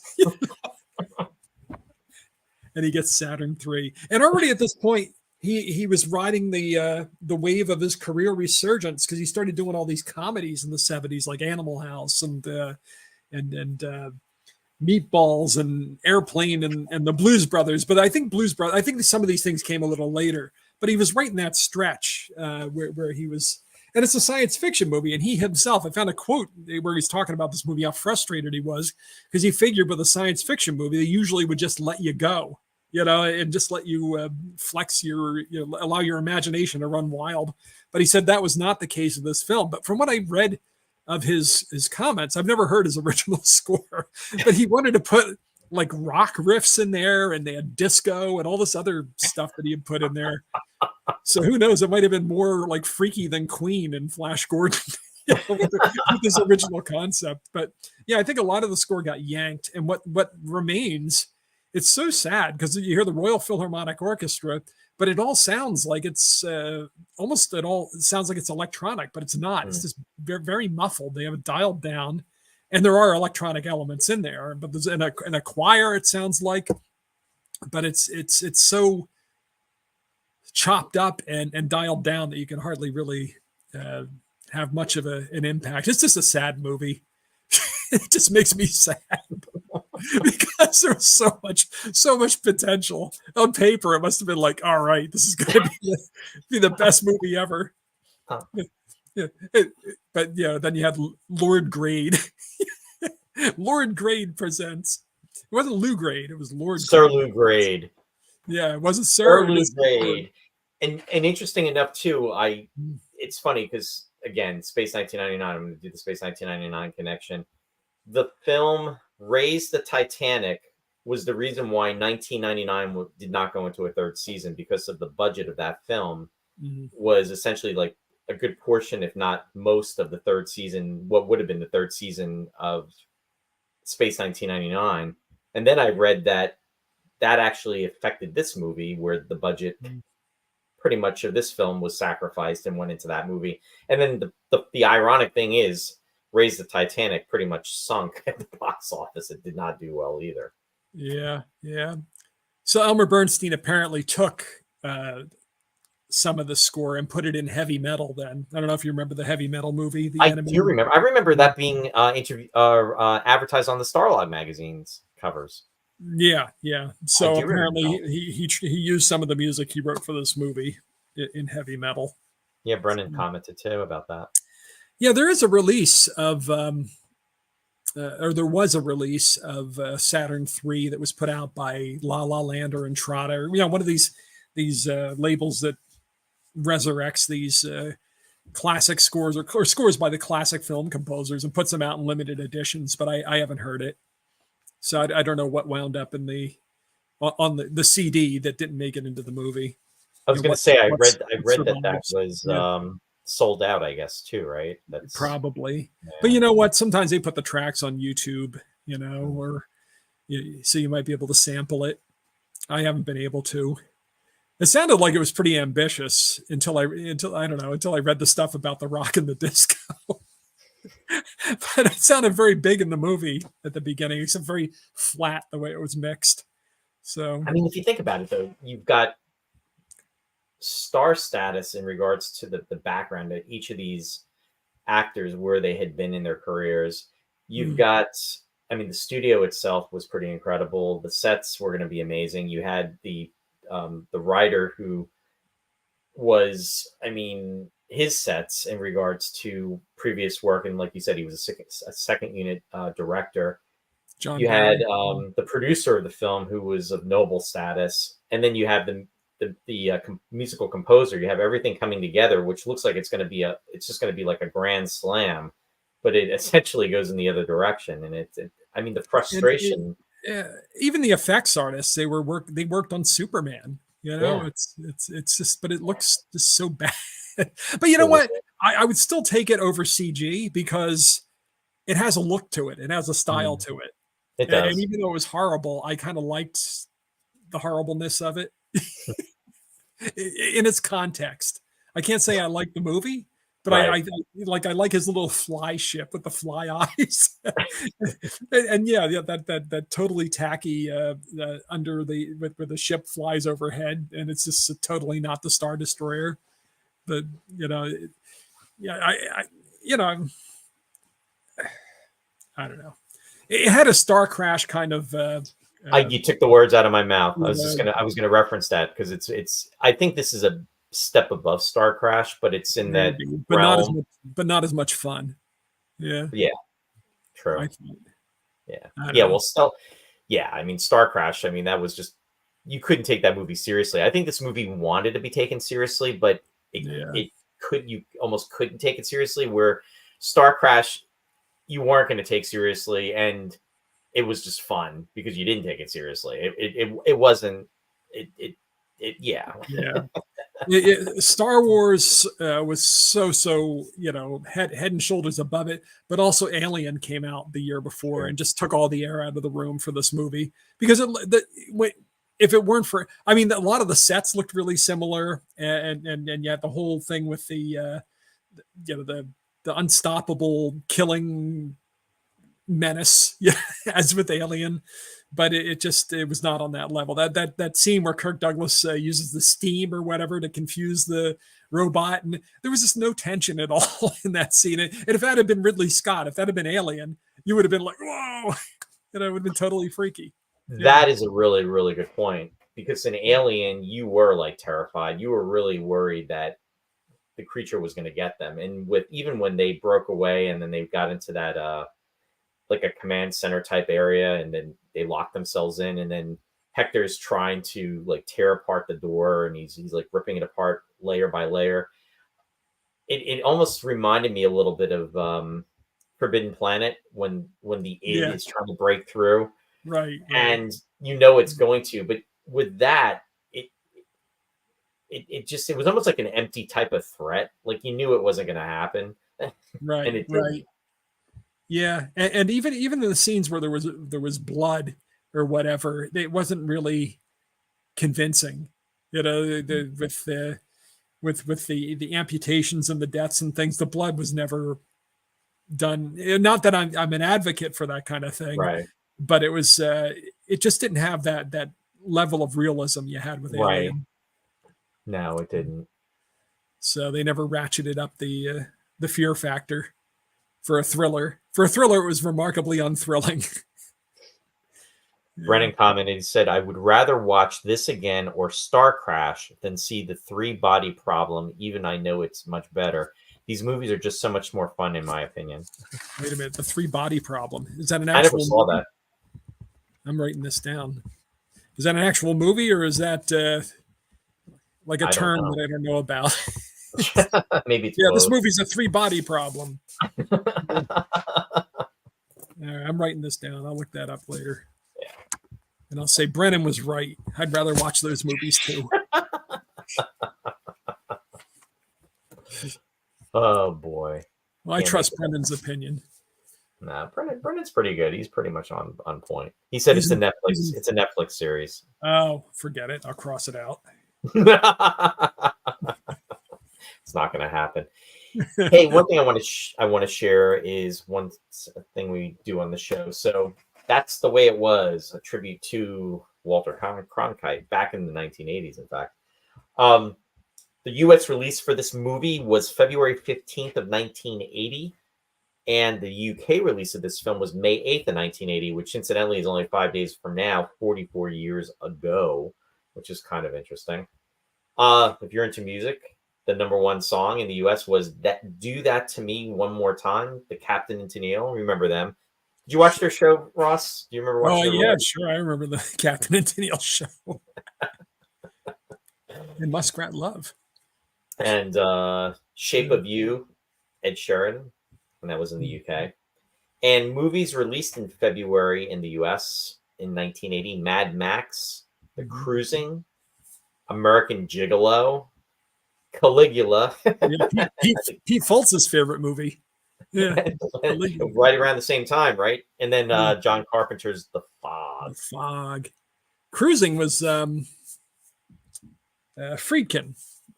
William Friedkin. Yeah. And Pacino was in that. I never saw it, but it kicked up a lot of controversy. I did see Mad Max. I remember my parents, they were big moviegoers, and my stepfather, it was like a Monday night or something. Sometimes, we would go to the movies on Friday night routinely. And then my parents would go by themselves on Saturday. They went out all the time. But sometimes on a Monday night after dinner, you go, well, I see that Mad Max is playing at 25th Street Shopping Center. Should we go see it? It's like, yeah, let's go see Mad Max. But nobody knew what it was. We just went to see it. And sometimes, we would be like, wow, that turned out to be a really insane movie. And Mad Max was one of those. And nobody knew about it. It was only in the theater in the U.S., at least at the 25th Street there, probably for a week or two, and it was gone. Right. And then Road Warrior was such a huge hit when it came out. Everybody was confused. how can this be Mad Max? Oh, when the third one came out, that's when everybody got confused. Tina Yeah. Turner with the soundtrack. They got confused because they said, well, wait a minute, where was the second one? Because they had all seen Road Warrior. Right. I didn't realize that Mad Max existed if they didn't see it on TV, you know? It's so yeah, funny. good times. That was really a great, pleasant surprise. I shouldn't say pleasant because it's not really a wholly pleasant movie, but it was a satisfying movie to catch on a weeknight. James just commented. He said, "Mad Max is an Australian must-see." And of course, in the U.S., it was dubbed, so it was like totally ridiculous. I mean, it was like even more enjoyable because it was like there's a like the kung fu movies or the Italian bodybuilder movies, where the voices aren't matching the lips, and the whole thing with Fifi, the police chief. Randy said, 3-body problem, 3 celestial bodies influenced only by their mutual gravity. Linda said, is that anything like the 3-Dog Night? It's exactly like that. In fact, the robot in Saturn 3 is even less stable and reliable than the power at Ross's house. You probably mean the power at my house, Randy, but we get it. It's Friday night. It is. We'll cut him some slack. All right. It's all good. Everybody's relaxing. Drink up, basically. But yeah, so it was fun to discuss. Not a blockbuster stellar film, but it's part of our history, I'll say. Yeah, and you know what? If not for the show, I would have never rewatched it. So yeah, you know, I can't say that I loved it, but I watched it. I didn't like it as much as Excalibur. But yeah, I don't know that I'd ever watch it again, but it was, it was worth seeing. Maybe. Yeah. Well, that's the fun of doing the show, because when we do the show, we try to examine things that we've seen that we've enjoyed, and then we'll sometimes sneak a few things in there that we really didn't like. Yeah. And you're allowed to like it just because I hated it. It's fine. You know what, though? For as much as I disliked this movie, I still liked it better than Lord of the Rings. Or AI, or I mean, there are a lot of movies I hated a lot more than. Did you like it as much as you like Omega Man? That's what Jeff Rubel's asking, Ross. You guys are fast typists. Omega Man had an effect on me. Well, yeah, that's a given. Yeah, Omega Man is probably a better movie, but yeah, I don't know. I feel that one on a visceral level, though. Yeah. Brennan said this is a science fiction film of the 80s. Yeah, definitely. No questions about that. And not one of the better ones. No. But there were a lot of those. Well, and technically it was made in 79 and it came out in 80, but right. It's on the cusp. Mm-hmm. You're such a pedant. Hey, Corey's joining us from Canada. He's saying, I vaguely remember Saturn 3. Now I have a renewed curiosity to rewatch it. Hey, we're happy to hear that, Corey. Thanks for joining. And yeah, and it's even, and Ross is probably warning you off, saying, don't do it. But, save yourself. No, watch it. It's fine. No. It's just not good. Don't expect a lot. That's all. It's interesting to see once. Yeah. If nothing else. Nothing else. But anyway, we're going to start to wind down to the shout outs. If you have any last minute comments that you want to post, please do so. Oh, James said I would definitely be down for a remake. Yeah. And yeah, definitely. I think this is a movie that would actually probably improve with age. Well, improve with the remake. Yeah. Well, the age of a remake, I should say. Yeah, definitely didn't improve with its age. And yeah, I'm not a big remake guy, as I said, but I think that they could do a good job with this as a limited series. I mean, even on the big screen, they could do a good job with it if they didn't screw it up and make it all, like a CGI roller coaster. It's got to be character driven and atmosphere. Right, I agree. Yeah, and like we were talking about earlier, there's so much more you could do with the characterizations in this film. You really I think you're right, Brennan. It's It's better than Caligula. Hey, and you know what? James just put a good comment. Maybe Harvey could come back and use his own voice. Yeah, there we go. He could be Hector's voice, Yeah, except for Hector doesn't have the voice. That's true. Yeah, so there we go. That'd be funny though if they dubbed his voice in. Since he was dubbed in the first one. Right. Yeah. Now it's set in. Everybody's from Brooklyn on Saturn 3. They get all English actors and they dub them with Brooklyn accents. Harvey's Revenge. Oh boy. Who knew they used the F word so much on Saturn 3? He gets the last word literally. Yeah. We'll get Lou Place up there with his camera. Oh geez. Randy, I'm Spartacus and I'll wear whatever I darn please. No, what's interesting about that though, and I read this, he found supposedly Kirk Douglas found the wardrobe so comfortable that was used in this movie that he took it with him when he left.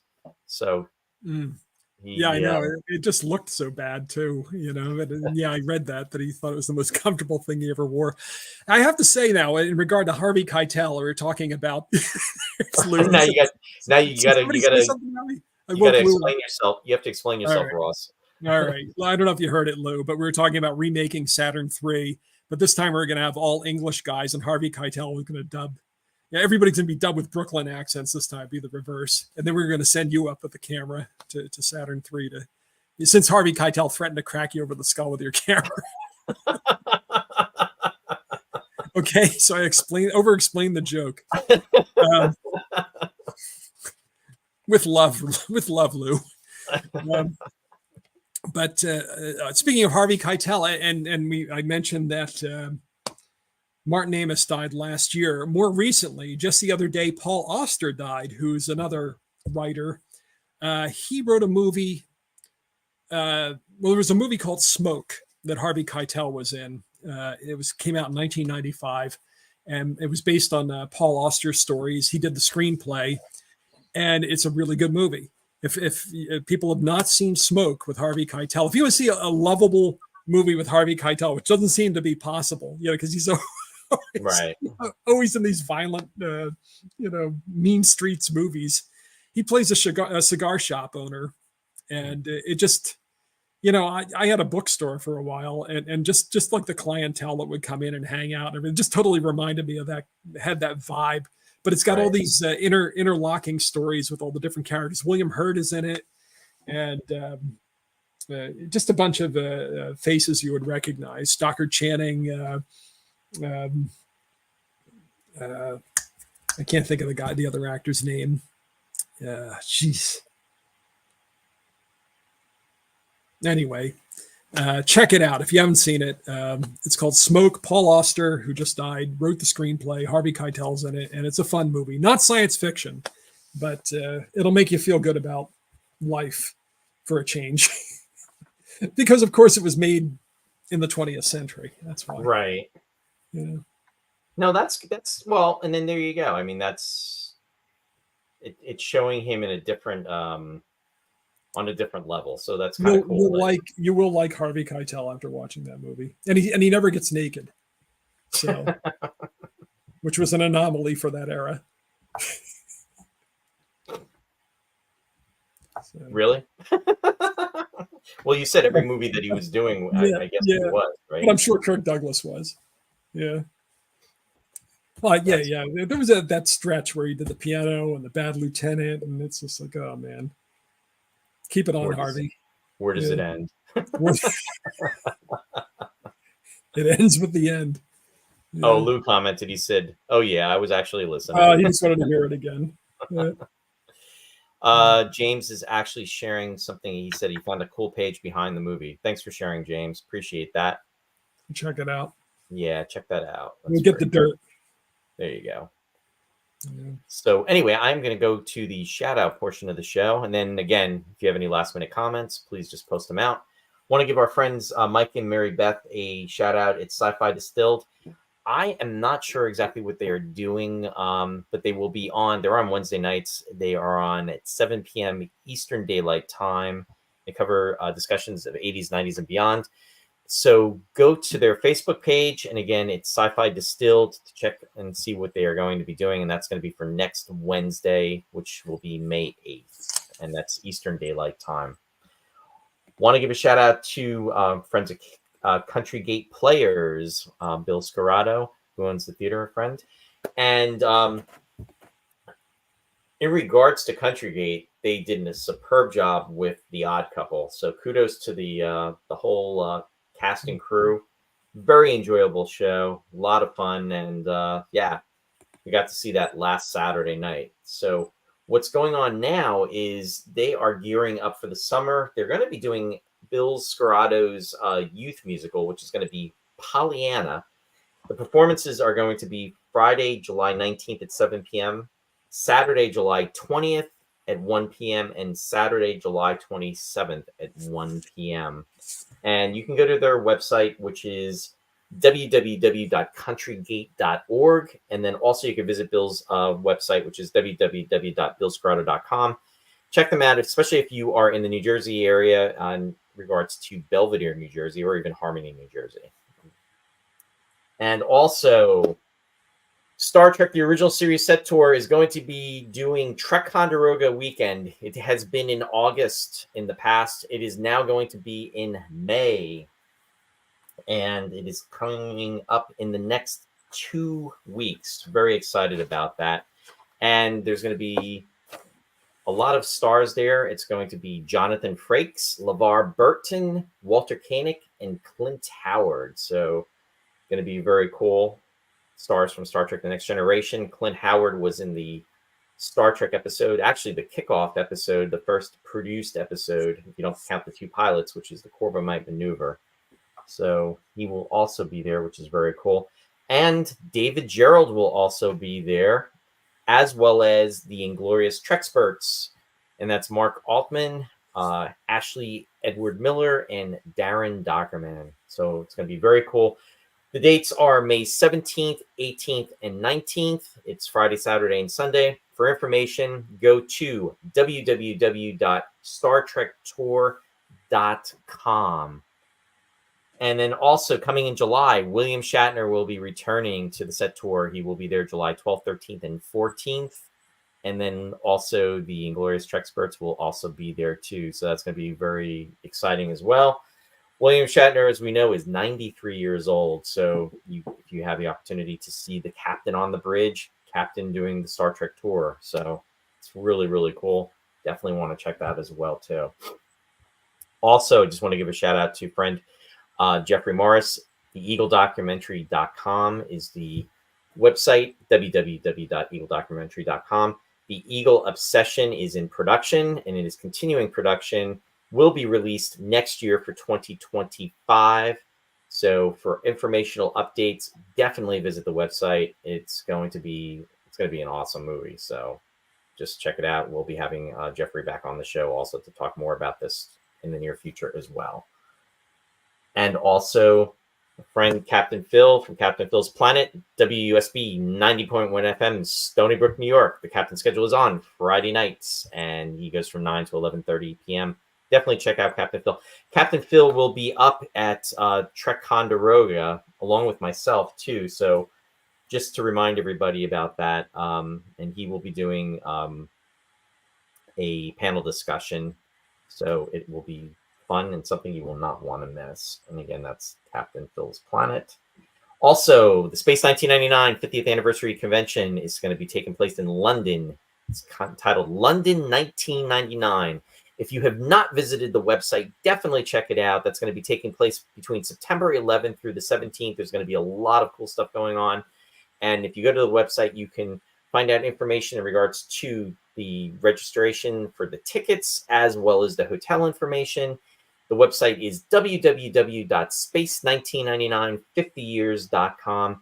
I've had Warren on. We've been talking about this convention. It is only literally 4.5 months away. So if you haven't marked your calendars or you're curious about who's going to be there, definitely check out the website. It is going to be pretty spectacular. So check it out. And then also I want to give a shout out to my son, Ryan, who has an online coaching service, and it is called Run by Ryan. For information, you can visit the website at www.runbyryan.com. Let's put a lot of effort into this. There is no cost to register, and you'll get weekly updates, and then there's different tier levels, but definitely check it out. And he's pretty amazing. I mean, in fact, he just completed the Boston Marathon, and just I'm always amazed by what he can do, and he's going to be doing the New York City Marathon coming up in November as well too. So anyway, definitely want to give Brian a shout out. So definitely check it out. Also, I want to give a shout out to Studio One Thrift with Martha, who has a physical location as well as the online presence. If you want to receive quality, stylish, and affordable clothing for men and women, definitely you can go to the store location if you are in the Stroudsburg, Pennsylvania area, or you can go online and check out the website. To register, you just have to go to www.studioonethrift.com. And again, be sure to register for that. And then Ross, if you can let everybody know what you've got going on. All right. Well, these are the 3 recorded shows I've got on KWAX. I'll cut right to the chase. Sweetness and Light tomorrow morning, Saturday morning. I'll tell you right now, it's all music from the Star Wars movies. Cool. Because tomorrow is May the 4th be with you, of course. Tomorrow is Star Wars Day, which I always thought was ridiculous because the movie opened on May 25th, 1977. But hey, who am I to get in the way of a good pun? So I'll go with May the 4th. Any excuse to play John Williams. So tomorrow at 11 a.m. Eastern time, or 8 a.m. on the West Coast, will be selections from the Star Wars movies. I got 12 cuts on tomorrow's show, and you can tune in and hear what I picked at KWAX. The URL is there, or you can go to my Facebook page tomorrow morning. I'll have a teaser for that. The other shows, Picture Perfect's a movie show. That's over for tonight. It was all monkey movies, Planet of the Apes and King Kong and that sort of thing. And the Lost Chord tomorrow night is Cinco de Mayo, Mexican music, at 7 o'clock on KWAX, Eastern time, of course. Again, I tease these on my Facebook page, Classic Ross Amico, and I hope you check them out sometime. Very cool. Thanks, Ross. Record them right here, right in this seat. Right there, Ross? Right in this. Right. Keeping that seat warm. Right here. Right here. Got the microphone right here. Yeah. Now that's cool. We're in the studio. Yeah, I never get out of the seat. Do you have your seatbelt on? Yeah, it seems like it. So, sometimes I sit in the kitchen, but I don't record there. Oh, there you go. I write there sometimes. Better acoustics. Better view. I get to look out and see the squirrels and foxes. Oh, okay. The heck with the acoustics. Oh, down here the acoustics are better. Yeah. Down because it's totally dead. There's no noise here at all. Gotcha. Yeah. Cool.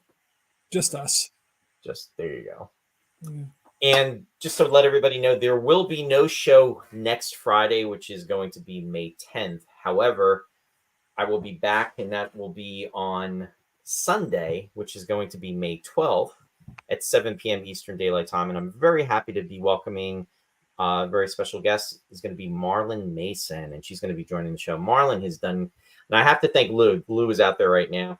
Lou actually put me in contact with Marlon, and she is so nice, and she has done so much in regards to episodic television, especially in the 60s, 70s, and parts of the 80s.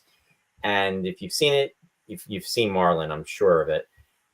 In regards to science fiction, she was not in any Star Trek episodes, unfortunately, but if you are a fan to the science fiction show The Invaders, she was in that.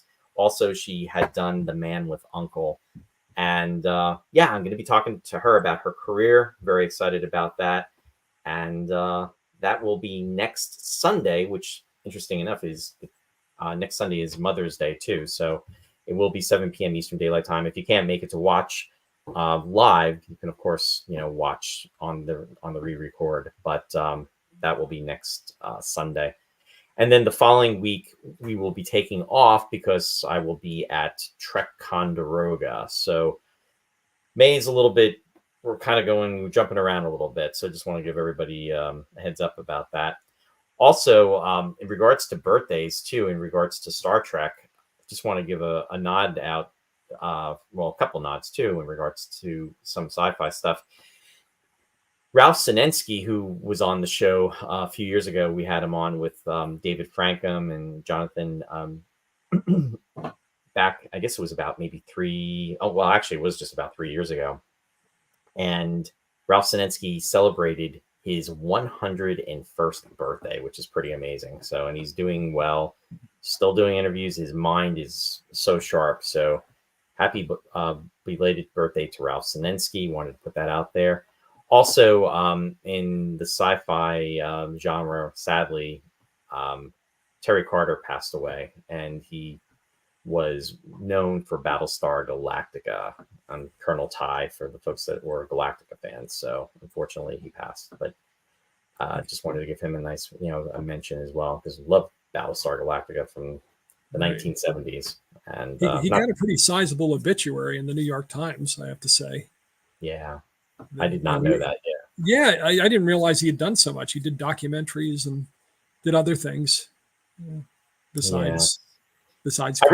I remember him being on. Do you remember the? I think we've talked about McLeod. He was part of that NBC Wheel.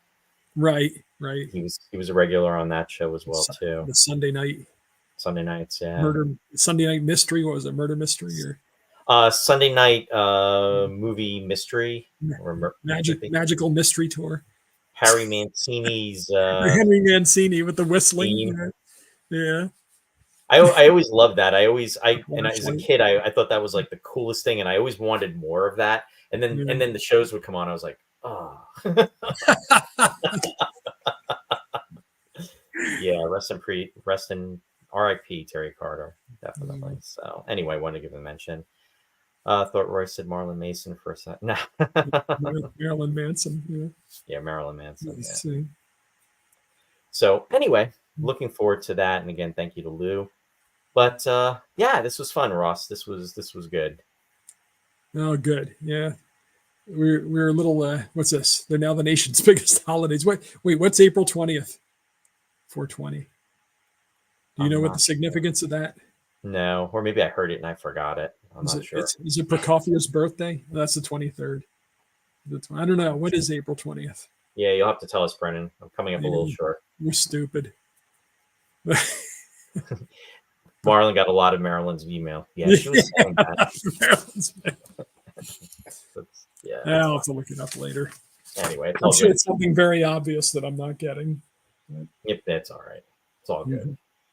But anyway, thank you, folks. And as I always like to just remind everybody, if you enjoy our show, 420 is Marijuana Day. There you go. Oh, well, there you go. I didn't know that either. Every day is Marijuana Day. At least it smells like it. Well, yeah. I can't go outside anymore. Is this 420 question a character test of your audience? Oh, my goodness.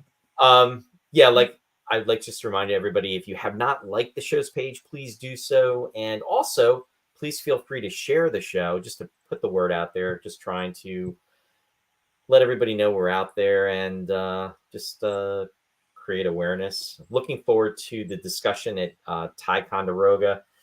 The two things going to be discussing is the celebration of the 50th anniversary of Space 1999. That will be on Saturday, talking about the series, and also I'll be talking about Jeffrey Morris's upcoming movie, the documentary, The Eagle Obsession.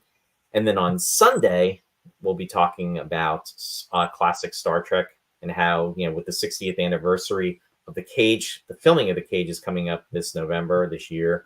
And then also how those episodes from the 60s have endured to 2024. So I think it'll make for a fun discussion. So if you are up in the Ticonderoga area and you've never been to the Star Trek Original Series set tour, definitely check it out. Ticonderoga should be a lot of fun. So there you go. So I always like to say, live long and prosper, everyone. Promise tastes like butter. Promise. They took the Indian off the packaging. Oh boy, there we go. Anyway, no, I'm sorry. That's Land O'Lakes. Sorry, Land O'Lakes. Which Ross is now messing up the branding. Land O'Lakes, Land O'Calrissian. Calrissian, exactly. Yeah. Anyway, thanks a lot, folks, and Have a good night. We'll see you soon. See you soon.